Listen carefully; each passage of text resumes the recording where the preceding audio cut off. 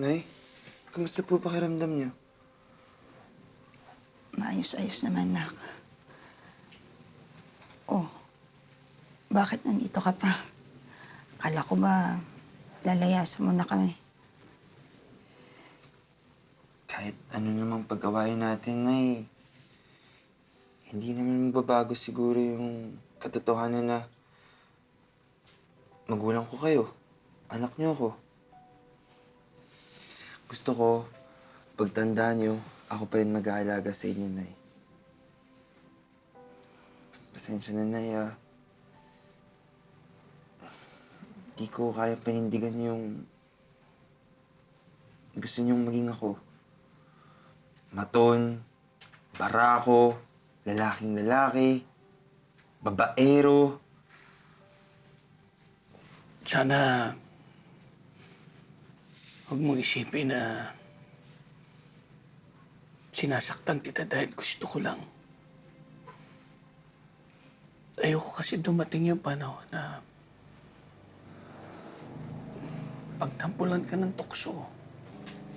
Ayaw namin ng nanay mo na mapahiya ka. Pero sa kagustuhan namin ng nanay mo na maging lalaki ka, nalimutan namin na meron kang pang sariling kasayaan.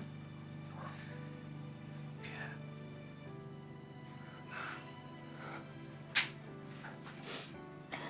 Anak, sorry. Ayoko lang mapasama ka. Dahil kami mismo ng nanay mo ang unang masasaktan. Pag nangyari yun.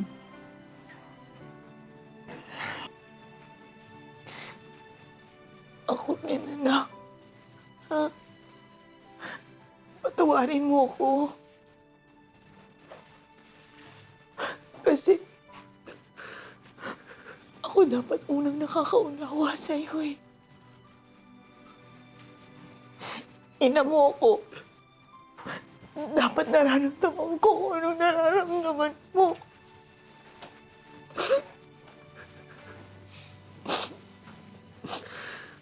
Tama ka eh. Walang ibang may karapatan dyan sa buhay mo. Hindi kami. At lalong hindi ibang tao. Ikaw lang. Kaya, nagpasya kami ng tatay mo. Na simula ngayon, hahayaan ka na naming mabuhay. Nakaayon sa gusto mo.